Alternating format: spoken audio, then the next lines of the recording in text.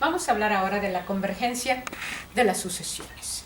Hemos estado trabajando sucesiones, armando sus términos, conociendo un poquito más de ellas. Entonces, hay una característica importante de las sucesiones que es la convergencia.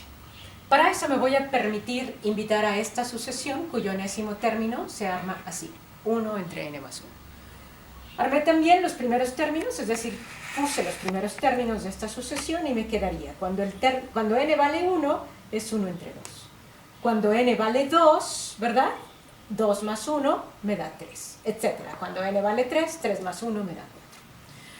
Yo quisiera empezar, para ayudarte con esto de convergencia, diciendo que las sucesiones también se pueden graficar. Así como estás acostumbrado a graficar funciones, tú también puedes graficar las sucesiones. En un eje escogerías exclusivamente los valores de n, que son los números enteros positivos, y en el otro eje podrías escoger los valores específicos de cada término o de cada elemento.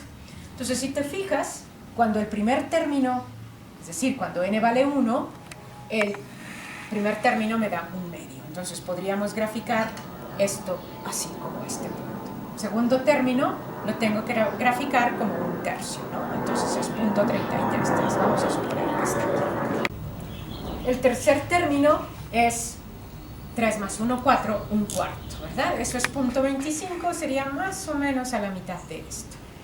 Y así nos vamos, ¿verdad? El cuarto término es 1 quinto, que es punto 2, y así sucesivamente. Entonces, si se fijan, los valores de cada término están disminuyendo, se están haciendo cada vez más pequeños. Fíjense bien, aquí vemos que va a llegar un momento, cuando n sea muy, muy grande, en el que ya no va a haber diferencia entre si tomas ese término o el siguiente. Tienden a un valor.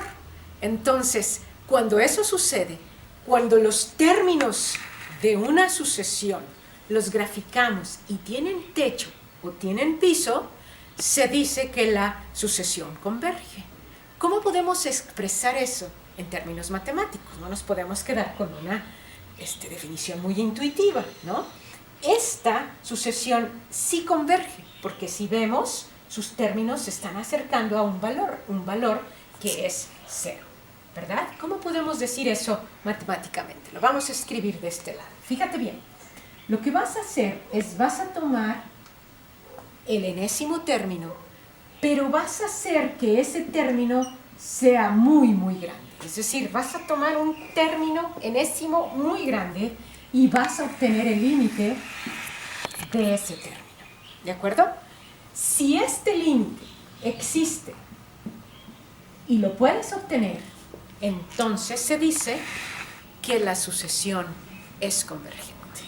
Repito, tomas el enésimo término, pero que sea muy grande, que tienda a infinito. Tomas el límite de eso y si lo encuentras, es que existe. Y si existe, entonces la sucesión converge. Entonces, nos ponemos de acuerdo para la definición. Decimos, tomamos el límite del enésimo término cuando n tiende a infinito, es decir, un término muy grande, y vemos si existe y tiene un valor. Si existe, entonces la sucesión converge. De lo contrario, diverge. Pero no hay que repetirlo y memorizarlo nada más porque sí. La razón es esta, porque te vas a n cuando n es muy grande y te fijas que ya no importa que tomes el enésimo término o el enésimo más 1, te van a tender al mismo valor, ¿ok? Entonces vamos a ver si es cierto que esta tiene un límite y que converge a 0, ¿verdad? Voy a tomar el enésimo término y le voy a sacar el límite. Chécate, quedaría límite del enésimo término, que es 1 entre n más 1, cuando n tiende a infinito. De tu clase de límites, allá en cálculo diferencial, te acordarás que cuando tenemos un límite racional, es decir, cuando tenemos un límite de una expresión que es un cociente, podemos utilizar la estrategia de dividir entre la variable de mayor exponente, arriba y abajo, es decir, neutralizado, sin afectar la expresión. Entonces, yo veo que aquí la variable de mayor exponente es n, ¿ok? Entonces, voy a dividir tanto el numerador como el denominador entre n. ¿Para qué? Para tratar de resolver este límite que tiende al infinito.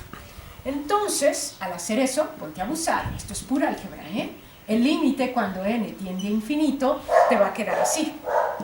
Arriba, 1 entre n, no hay mucho que hacer. Abajo, tienes que dividir n entre n y 1 entre n, ¿verdad? Esto es lo que se llama común denominador. Entonces, al dividir n entre n, te queda la unidad. Más, al dividir 1 entre n, lo puedes simplificar más y te queda 1 entre n. El siguiente paso es tomar el límite. Esa es hacer una operación. A veces le decimos limitar, ¿no? Pero lo que vamos a hacer es tomar el límite. Cuando tienes un cociente y el denominador se hace muy, muy grande, el resultado del cociente tiende a 0, se hace muy chico. Divídeme 1 entre 1000, 1 entre 1 millón, 1 entre 10 millones, esto tiende a 0 y esto tiende a 0 en el momento en el que extraemos el límite. De tal manera que nos quedaría que el resultado es 0 entre 1. Tienes 0 chocolates divididos entre un niño, le tocan exactamente a 0. El límite existe y toma el valor de 0, quiere decir que la sucesión converge.